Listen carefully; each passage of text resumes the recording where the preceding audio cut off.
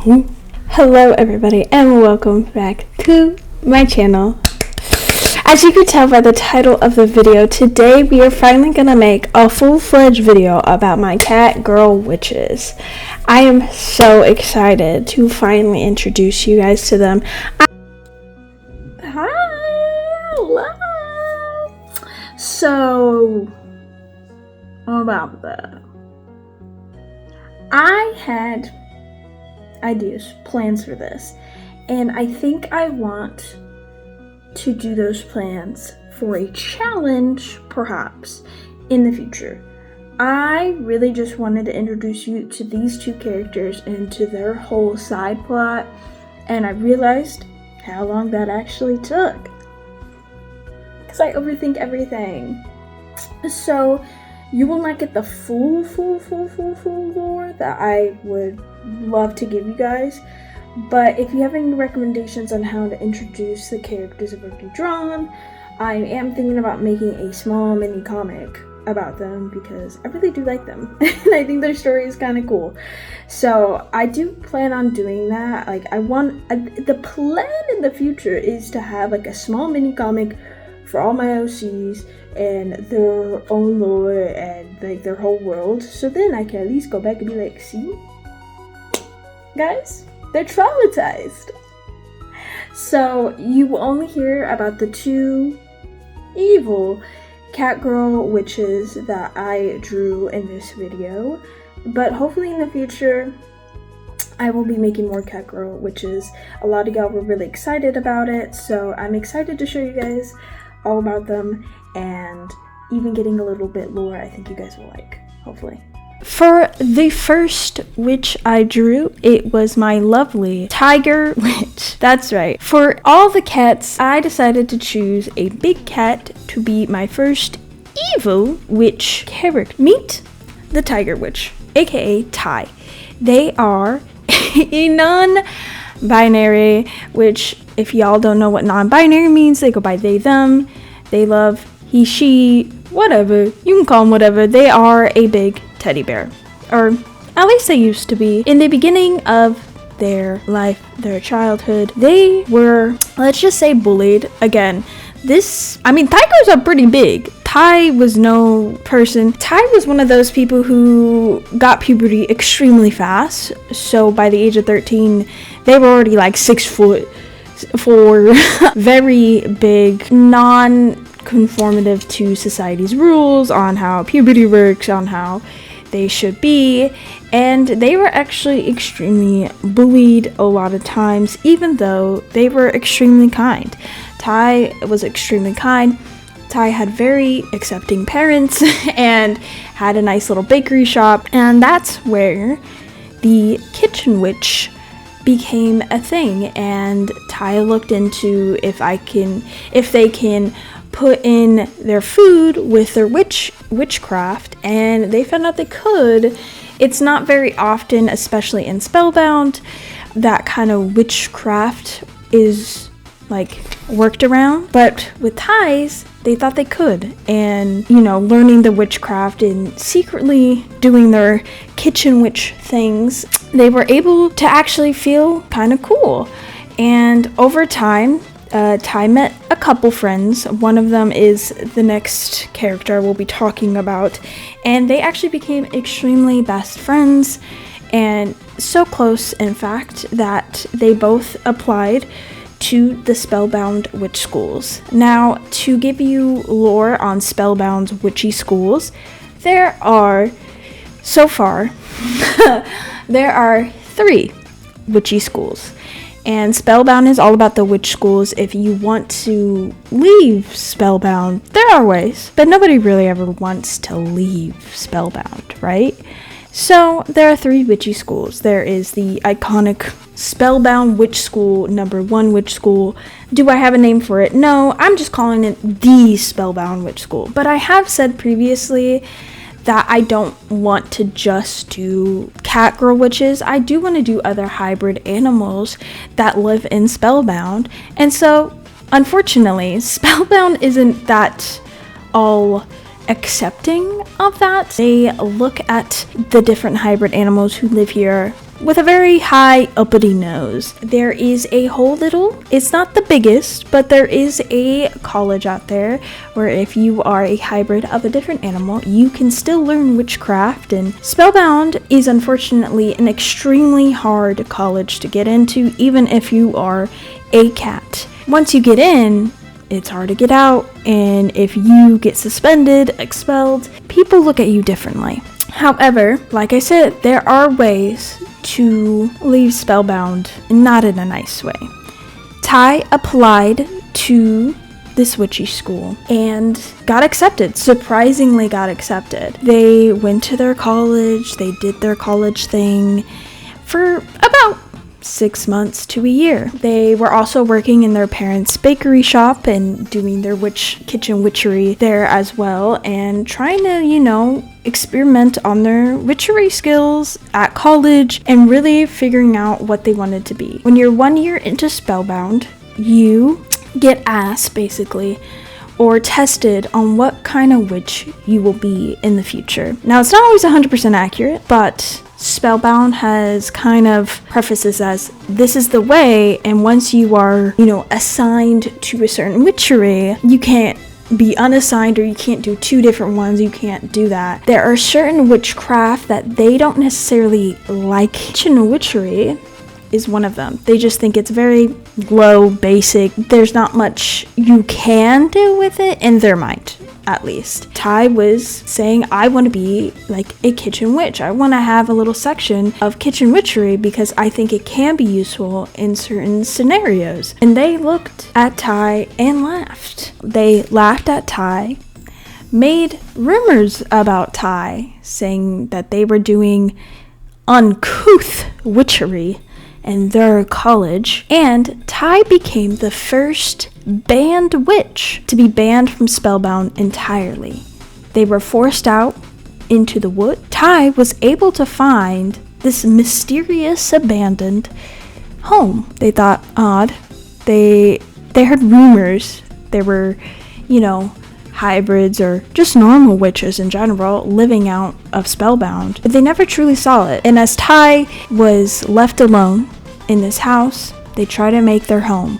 They tried to make their bakery because they know how to bake. People love food, but they noticed something. Nobody was even visiting Ty, not their best friend, not their family members. They thought it was weird. And so thus begins the adventures of this banned coven, as slowly but surely more banned CatGirl witches become out of Spellbound. Now you'll notice a trend. They're all catgirls, and that is the evilness, and that is why I say they're quote-unquote evil, because it's only the CatGirl witches. If you go to the other college, you notice that they are these amazing witches and that are very open and accepting. Begins planning out and trying to find out Spellbound's secret. Ty can't do this by themselves, unfortunately, so it takes a couple years, and obviously I'm not going to spoil everything. So their witchery powers come from baking items. They can cast spells over certain food items to make people fall asleep, stay awake, etc. You go to Ty to be like, hey, I want a good meal, but also could you kind of just, and Ty would be like, okay, maybe I could.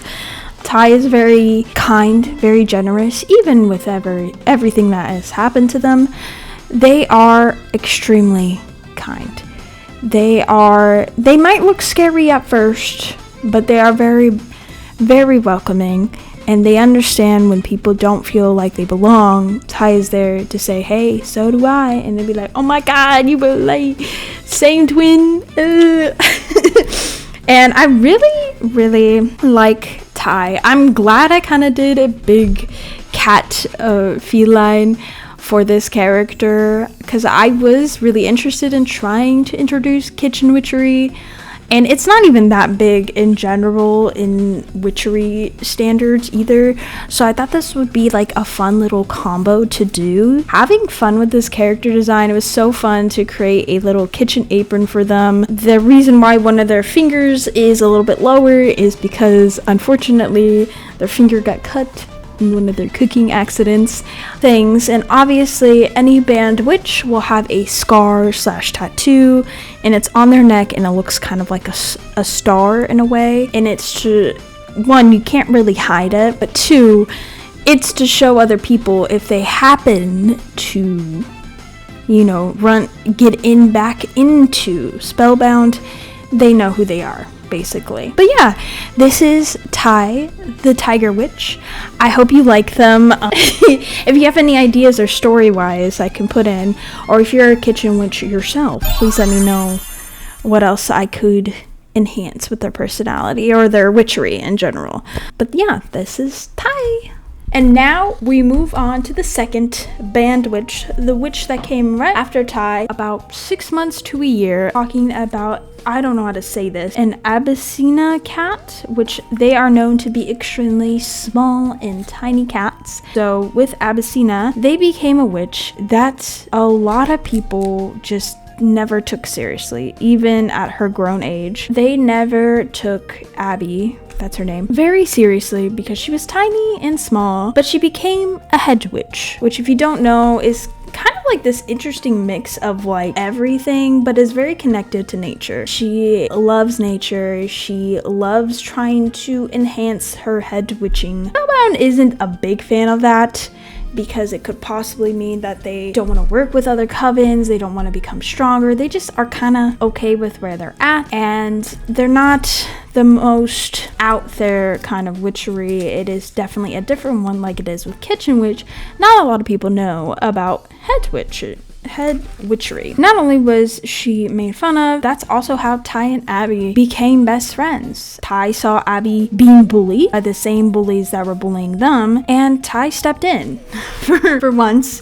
They definitely got in trouble, began doing witchery together, and being accepting of one another on how different their witchery was and how different they were. Abby also applied to the same Spellbound college and also would get in at the same time, so they were both at college together. Unfortunately, Abby's witchery can kind of be disguised as different types of witchery, so she kind of got away with it for a little bit with her hedge witch, and she never truly announced that, oh, I'm a hedge witch. She would just be like, oh, I'm kind of in between these two kind of witchery things, and I don't really know, even though she knew in her heart what she was and not being her full self. And Ty didn't like that. Ty and Abby kind of grew apart a little bit in college because Ty was 100% themselves. They didn't care what other people thought, but Abby unfortunately thought a little bit too much of what people thought. She wanted to prove people wrong, that she wasn't just this tiny little cat that can't fight for herself. And Ty was always saying, they don't see that in you. I'm the one getting punished when you're also doing something that isn't of society standards in Spellbound, at least. And unfortunately, with the college banning Ty to the woods, Abby wasn't that close to Ty, as much as like she was heartbroken by this. For a full year, she was okay. Like, she kept her secret down low. Nobody really knew. Like, Ty is the only one knowing, and now that Ty's been banned, well, she can kind of keep it even more in the down low. But unfortunately, the guilt of not only her best friend being gone, the one true person who really did know her inside and out, was gone. She saw some odd things happening where a lot of the cat girls were kind of doing the same magic, and she truly didn't feel like she belonged. You know, she wanted to confide in her friend because she didn't want to truly leave Spellbound. Spellbound was helping her become a better witch. She realized she couldn't even visit her friend, which was odd. Like, she tried to go to the outskirts of Spellbound. There was some weird force field of some sorts. She couldn't leave. found out some interesting secrets and was trying to tell people like, hey, Spellbound isn't what it wants you to think. And of course, Spellbound found out and unfortunately banned Abby from Spellbound. Basically kicked her out of the whole town. With that, Abby became extremely depressed. She got kicked out, got banned, just like her friend, was alone in the woods for a little bit and was able to find Ty in the forest because of their bakery. I actually became extremely angry at the town that wasn't listening to her, yet again underestimating her because she was a small hedge witch, and now is planning to grow even more with her hedge witchery and plans to get revenge on Spellbound. Whether Ty wants to help or not, that's up to Ty. Ty kind of filled in Abby on some things, that this isn't the only abandoned house in the woods. There's actually, I said there were 3 colleges. There is an abandoned college, like a whole big college building just full of rubble and abandoned. Abby is a bit more cynical and a bit more like, no, you don't understand, like they're doing something in there. So they both know different ends to the secrets of both of what Spellbound is doing. But this is Abby. I had really a lot of fun with her. As you can see, I'm trying to do more drawings of these characters, so I'm going to be trying to give you a full body perspective and then a close-up of them, not only to give you guys more. I had fun drawing Abby. Drawing her short was high-key, as a short person, a little hard. Sometimes the reference photos doesn't show a true short person, in my opinion. But I drew her with some big old boots. I feel like any short person loves their big old boots. And I love their outfit. It's giving very witchy vibe. And I don't know if you can tell, but they both don't have hats. They both have these interesting witchy bandanas that I kind of like. It gives them more of a chiller vibe and more of like, I'm not a full witch just yet. But with me drawing these, they both kind of look like pirates, especially Abby, which was not the plan. So I don't know how to make the headbands look more witchy, but I wanted an accessory that made them seem still witchy enough, but not like a full witch hat, because I felt like, do they even really want to be full witches at that point, especially at Spellbound? That is the lore. And that is the CatGirl WITCHES, technically part 2. Obviously, I only created 2 characters. I don't know how I feel about that. I want to create more, and I will. This will definitely go into the wheel of what next episode I should put.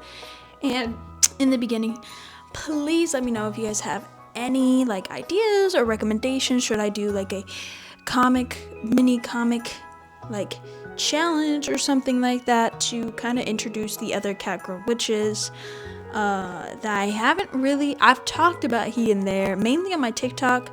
Just I want to hear your guys' feedback on stuff. Do you miss just me drawing the full body? Am I drawing too much? Am I not drawing enough for these OCs? If you're new here, please subscribe, hit that notification button, and I will see you all in the next video. Bye!